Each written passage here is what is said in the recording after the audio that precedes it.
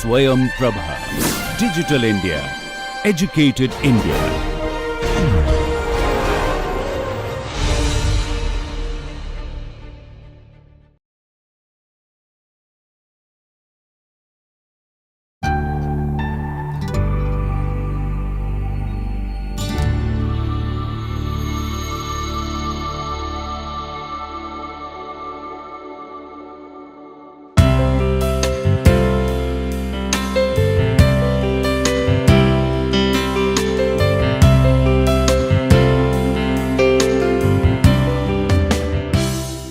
In the first lecture, you have studied about what is economics, what are the rationales for studying environmental economics, and you have also studied how this subject has been evolved over a period of time.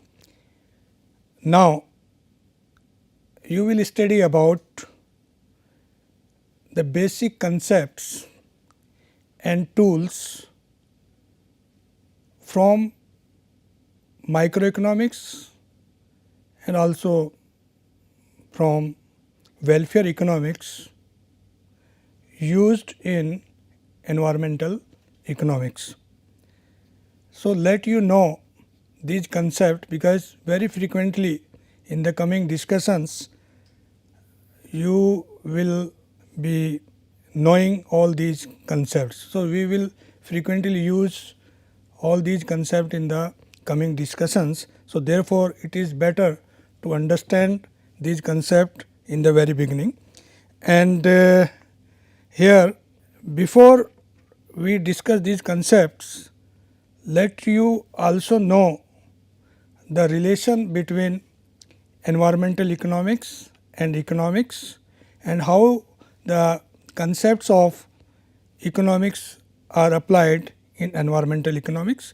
So, we will discuss marginal concept, marginal cost, marginal revenue, or incremental cost, incremental revenue, consumer surplus, producer surplus, externalities, subsidies, production possibility frontier, opportunity cost, carrying capacity, Pareto optimality, and tragedy of commons.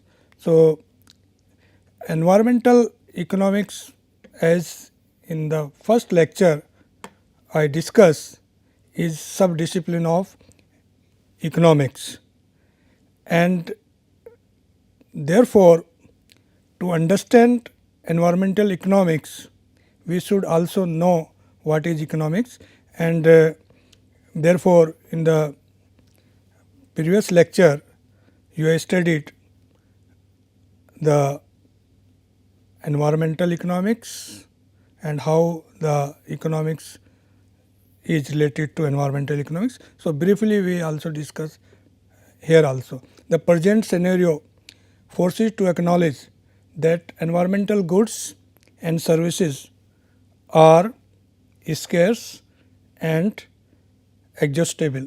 So, some of the resources are renewable, some of the resources are non-renewable, but whether resources are renewable or non-renewable, they are scarce and limited and have competitive uses. So, therefore, there is a trade off between environmental goods and other forms of goods like toothpaste, for example, color TV, and the kind of clean air. So, clean air is environmental goods, and if we are generating more industrial product, then our clean air products would be badly affected. So, therefore, in environmental economics we study such kind of trade offs. Economics is inevitable, and as I already discussed, it is a science that deals with scarcity. Microeconomic dimension of environmental economics also deals with the behavior of individuals or a small group of consumers, polluting firms, and firms in polluting control industries. So, environmental economics also deals with such kind of things, and economics also deals with the individual decision making units. How and why people make decisions that have the consequential for natural environment. So, that is studied in economics, because in economics we study the different kinds of decision making. When we make an investment, we take certain decision whether this investment should be made in construction of dam or whether it should be made in construction of road. So, obviously, there is a trade off. If more and more investment is flowing in a particular activity, less funds will be available for another activities. So, we have to take decision, and decisions are based on rational choice, and rational choice is nothing else but the optimality of resources. So, we have to take optimum use of our resources. Environmental economics is one of the applied fields of microeconomics. It contributes significantly in non-market valuation. So, there are non-marketed goods or services, and how to deal with these non-marketable goods and services is studied in environmental economics. Environmental economics involves adoption of economic tools to address the question on environmental issues. Macroeconomics deals with large aggregate of facts such as national income, GDP, inflation, money supply, and other indicators of overall performance of the economy.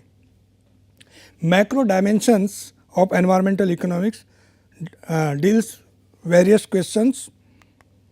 What overall preferences to do citizen have with respect to the balance between environmental protection and economic growth. Historically, how the measures of environmental protection lead to the lower economic growth rates are also answered.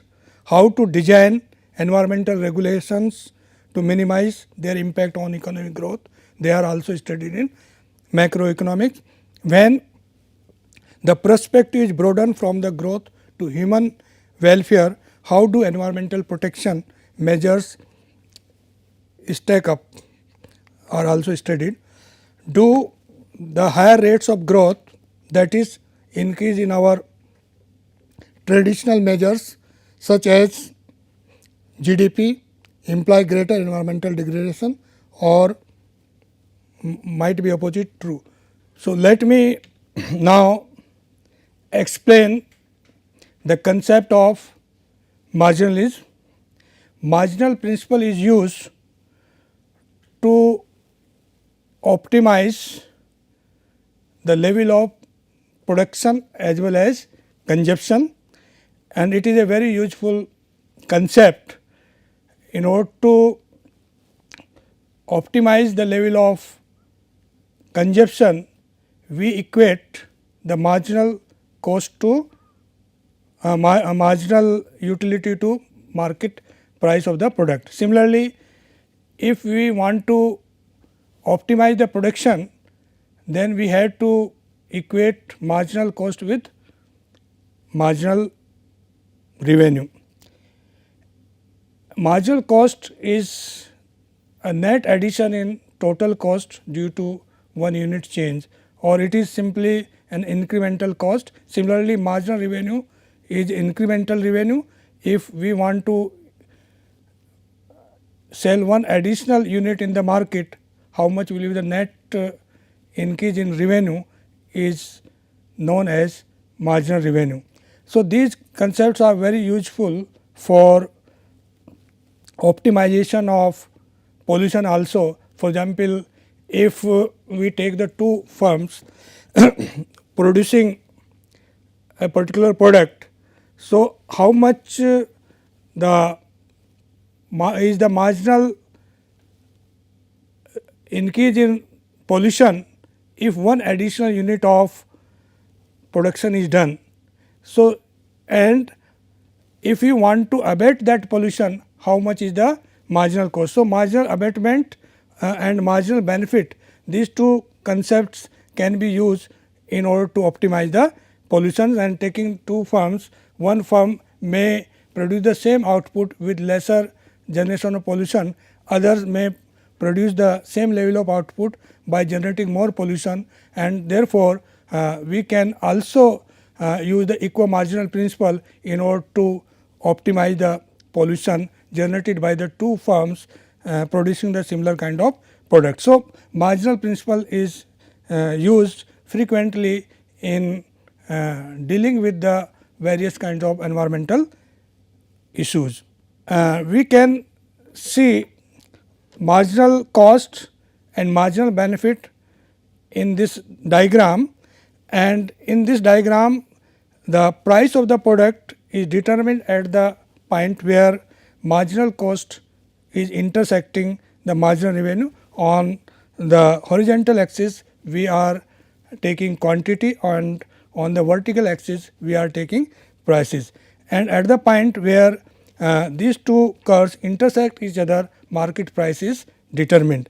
Now, the same things can also be explained by taking the similar curve for supply and demand. So, marginal cost can also be known as the supply curve, and marginal benefit can also be known as the demand curve, and at the point where supply and demand intersect each other, market price of the product will be determined, and that price is equilibrium level of price, or you can say the optimum level of price. If we deviate from this interaction point, then either there would be less demand of the product or less supply of the product, depending upon whether price is above the equilibrium level or price is below the equilibrium level. If price is below the equilibrium level, then there would be excess demand, and if price is above the equilibrium level, then there would be excess supply. So, supply and demand are the very important concept, and similarly the marginal cost and marginal benefits are also important to know how the price of the product in the market is determined, and these concepts are used in environmental economics. Next concept is consumer surplus.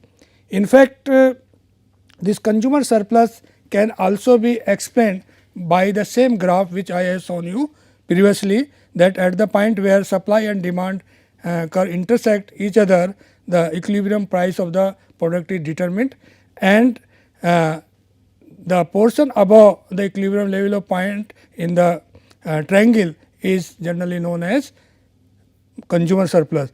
And consumer surplus, as defined by Professor Marshall, is the excess of the price which the customer would be willing to pay rather than go without things over that which he actually does pay. Or simply you can say the marginal consumer surplus is the difference between what you are willing to pay for the price of a particular product and how much actually you pay. The difference between the two is called consumer surplus, and it is imperative in environmental economics for evaluating the environmental goods and services and impact of a particular project or activity. So, very important concept in environmental economics is marginal willingness to pay or marginal willingness to accept. So, marginal willingness to pay means how much you are willing to pay for a particular service or product, and if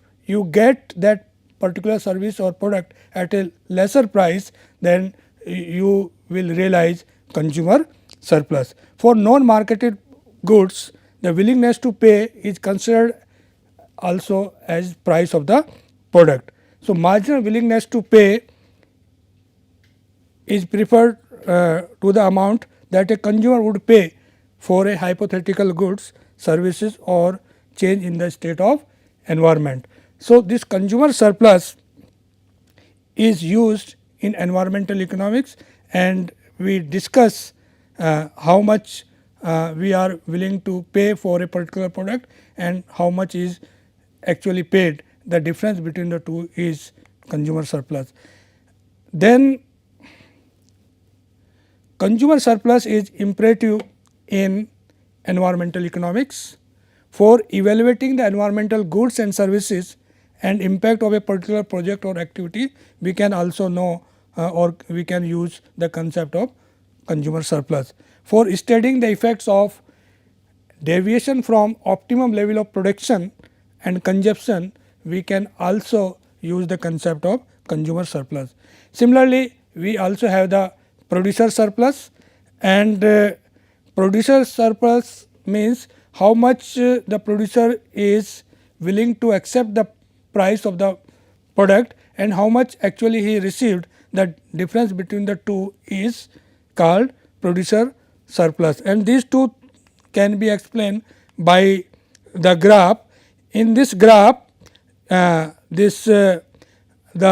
dark portion above the P is known as consumer surplus, and the slightly gray color area is known as producer surplus. So, both producer surplus and consumer surplus can be explained by using the marginal cost and marginal benefit, and at the point of interaction of these marginal cost or marginal benefit or supply and demand, you can also estimate the consumer surplus as well as producer surplus.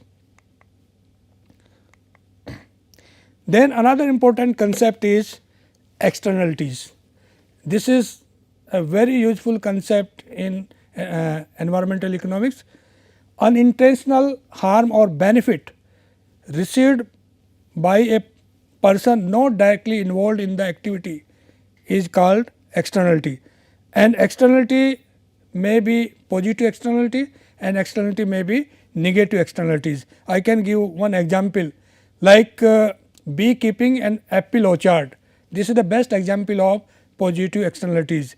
When a farmer is rearing bees, then bees get help in pollination of the apple orchards, and then apple productivity increases. Similarly, bees also get nectar from the flowers from the gardens. So, it is a win-win situation for both the parties, and that is called positive externality. But here there is no any intention of any of the party to give the benefit. So, it is unintentional benefit received by a person not directly involved in the activity, that is known as positive externality. Similarly, we can have a negative externality, and most of the externalities are negative in nature.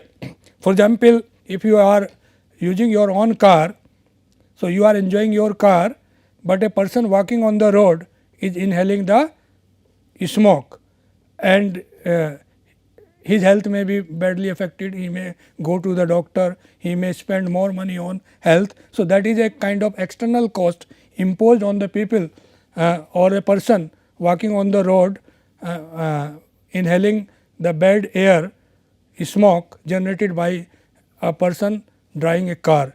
But here there is no intention of that owner of the car to harm the person. So, it is an unintentional harm received by the person, and that is called negative externality. Actually, why we are more concerned about the negative externality is because in the absence of regulations, companies generally do not bother about these externalities. Companies, producers, they produce the good product, but they also release the bad product, and cost of dumping these bad product in the absence of the regulation may be negligible to this company, but it costs a lot to the society. It costs a lot to the third person not directly involved in the activity. So, how to internalize externality is an important issue which you will study in environmental economics later on.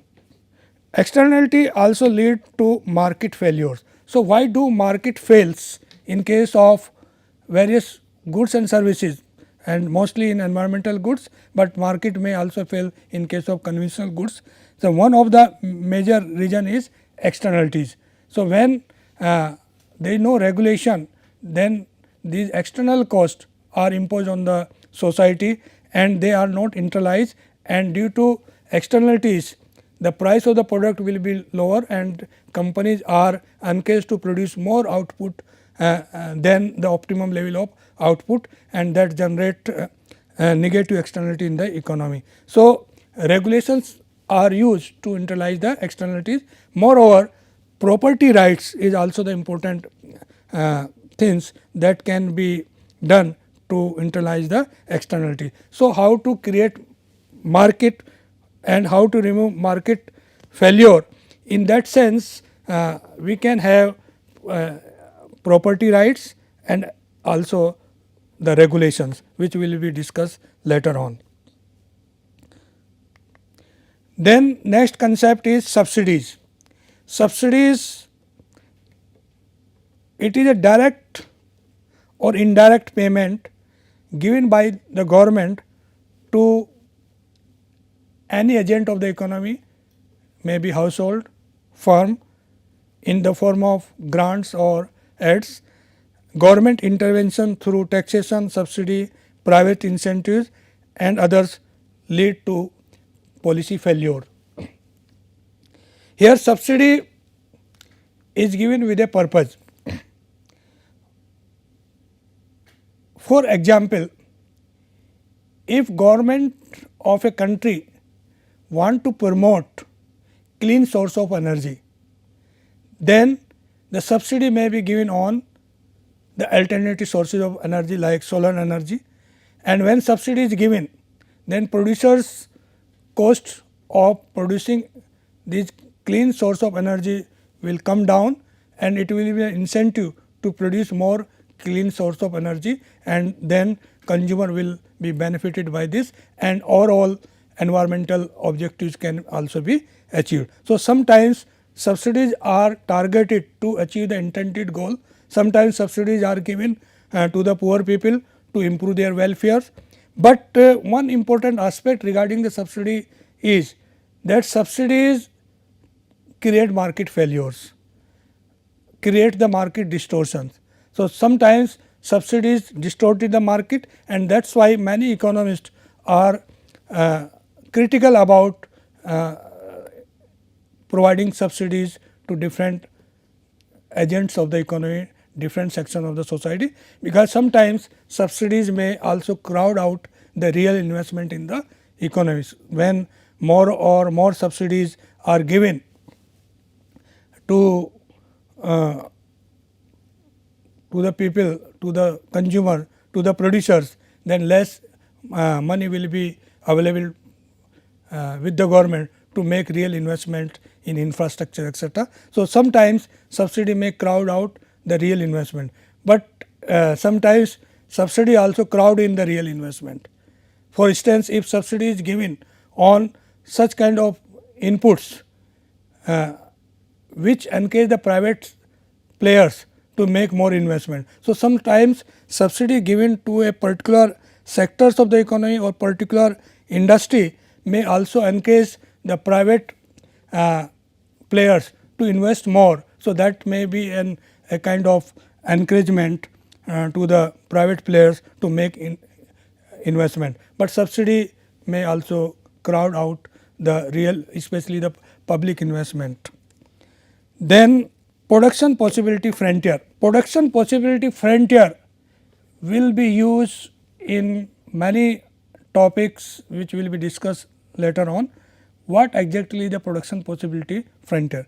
Production possibility frontier shows the maximum possible output that can be produced with the given set of inputs. So, production possibility frontier represent the point at which an economy is most efficiently producing and allocating its goods and services. So, it shows that there are limit to production. So, if all resources are available and utilized to produce certain kinds of goods and services, how much will be the maximum possible output that can be produced with the available resources is represented by production possibility frontier. But one thing is very important here in regard of production possibility frontier, that this frontier is not static, it is dynamic. With the same set of inputs, you can produce more output. So, you can shift the production frontier by using the new technology. So, R&D, research and development, exploration of new form of production methods, innovations, they can help to increase the production capacity of the economy. So, production frontier can be shifted, and these two you can see from this graph that we have this production possibility frontier, and the point A, B and C lying on the production possibility frontier, they are called optimum point or optimum combination of two factors of two products, wine and cotton. For instance, if in any economy all available resources are utilized to produce wine and cotton, then the maximum possible output of wine and cotton can be represented by production possibility frontier. So, any point lying on the production possibility frontier is called efficient point, and if the economy is producing in the interior point of the production possibility frontier, that will be called inefficient point. So, if we move from X to A in the first graph, then it will be called Pareto improvement, because Pareto improvement means that we are improving the production of wine without reducing the production of cotton. Similarly, if we move from X to C, then it is also again improvement in the production. So, it is called Pareto improvement, because here we are able to produce more cotton without reducing the production of wine. So, therefore, X point is inefficient point, and moving from X to B or X to A or X to C means improvement in the production or improvement in the efficiency, and that is called Pareto improvement. But if you look at the interior point of this production possibility frontier, Y point, that is not reachable with the existing resources. So, we cannot achieve this Y point, but in another time period, if we do some more research and development, if new technology is used, then we can shift the production frontier and we may be able to achieve Y point. And using this production possibility frontier, we can also explain the next concept which I will discuss later on, and that is called Pareto optimality. So, Pareto optimality can also be examined, can also be discussed using the production possibility frontier. Then next concept is opportunity cost. Opportunity cost of any resource is the cost that is used in its next best use if it is not used in the current activities, and this opportunity cost is also known as replacement cost.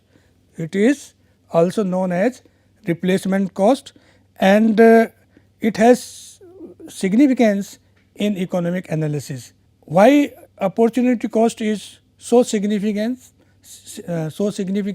Because resources are limited, resources are scarce, and they have competitive uses.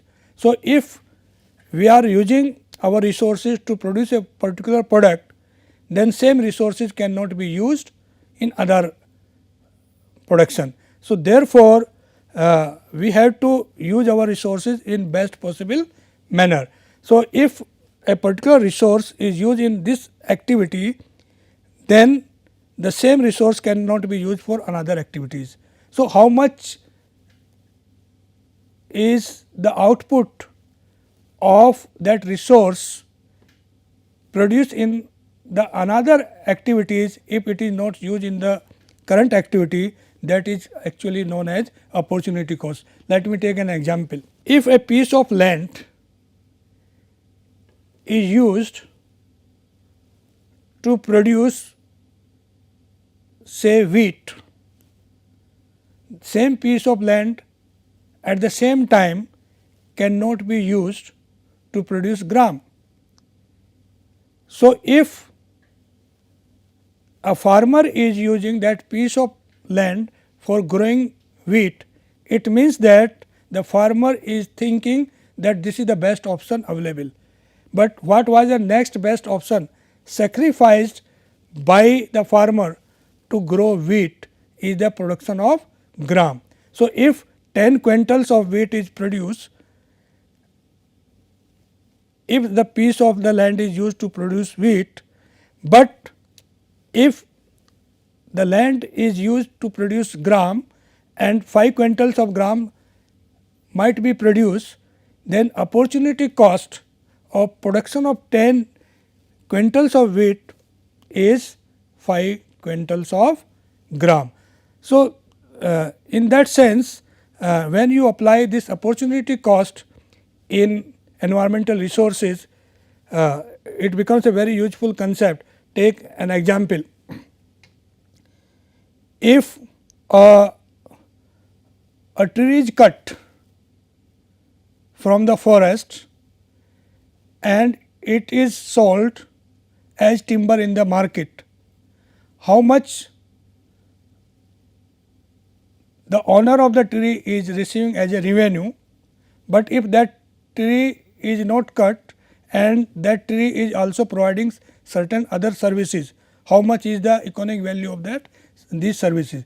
So, opportunity cost of selling timber in the market is the best option, second best option sacrificed by the owner of that tree, that is, say that tree can be used for carbon sequestration, etc. So, that is called opportunity cost, although it is a very tricky, very complex kind of things, because the carbon sequestration or many kind of services which are provided by a tree are not subject to the market conditions, but if someone is able to evaluate the market value of the tree in terms of various kind of ecosystem services that is provided by the tree, then that is actually the opportunity cost.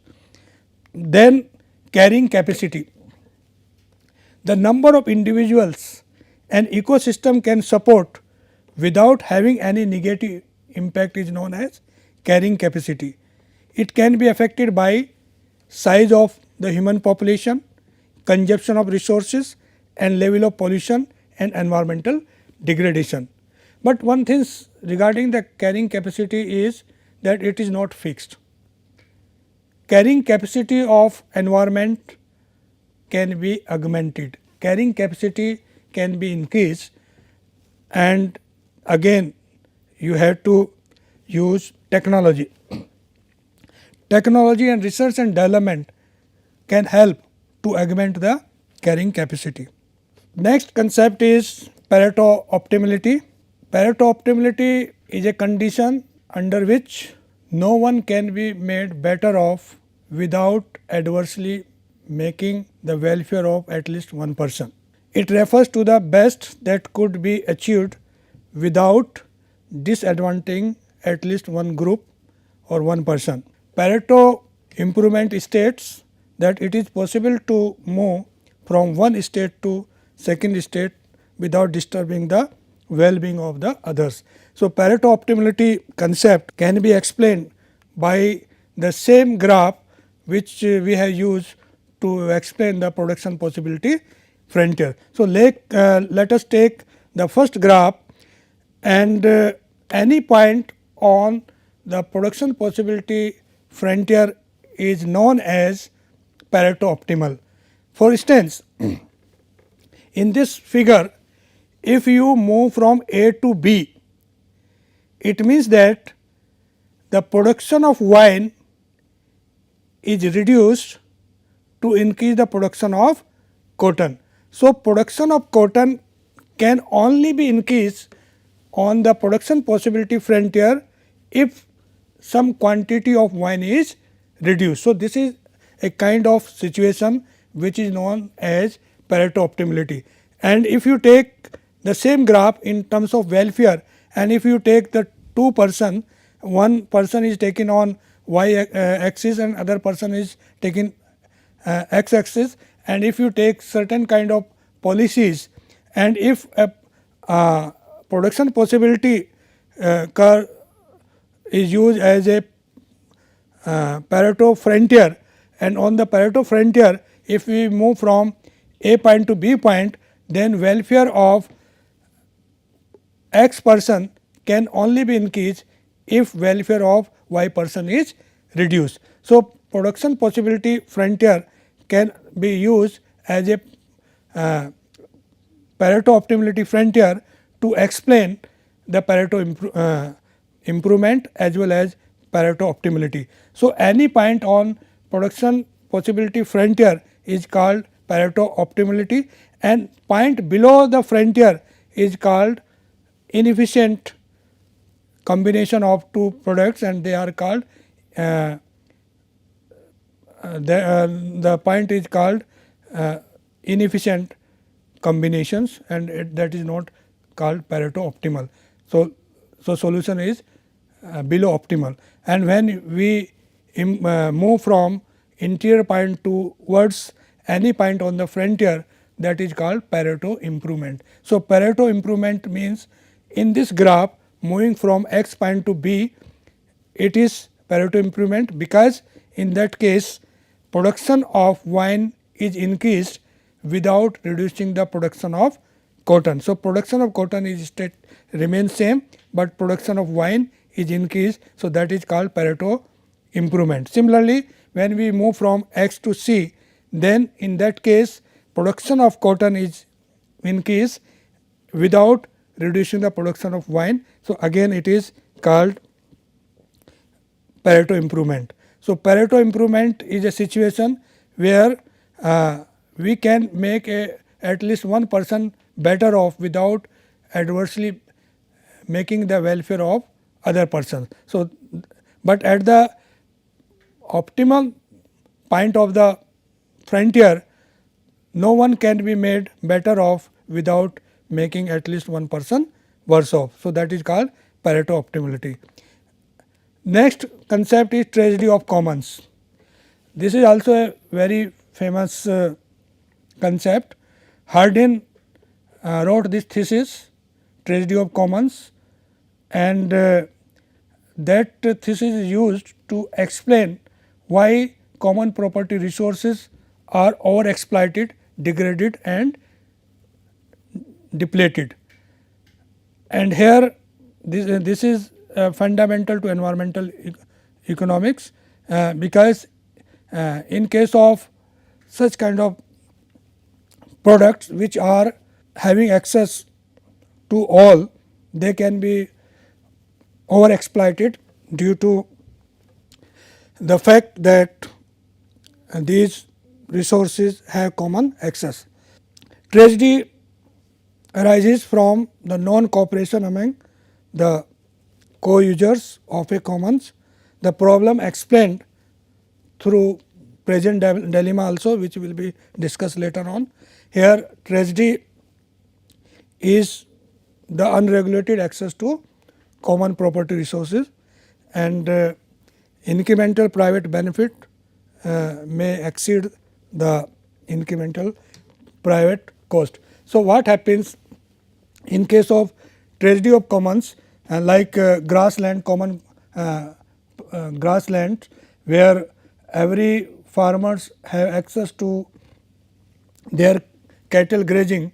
So, in order to optimize their own returns, they bring more and more cattle, and when they are bringing more and more cattle to increase their own private interest, private returns, then everybody is bringing more cattle, and then overgrazing will deplete these resources. So, therefore, tragedy of common is taken as a very important concept towards property rights, because common if everybody is having right to common properties, then these common resources may disappear. So, therefore, as a policy tools, as a policy action, you may think to allocate these resources among the private players, so that they can protect these resources and can create market. And there are many successful examples in India, and with the better allocation of these properties among the users, efficiency and productivity of these common resources can be increased.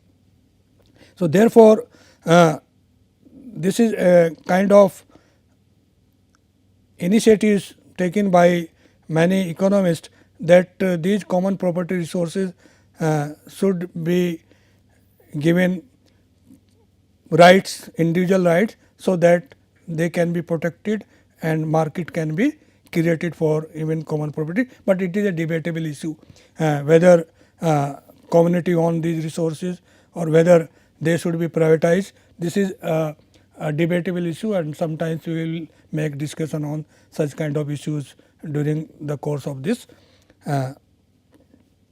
this subject.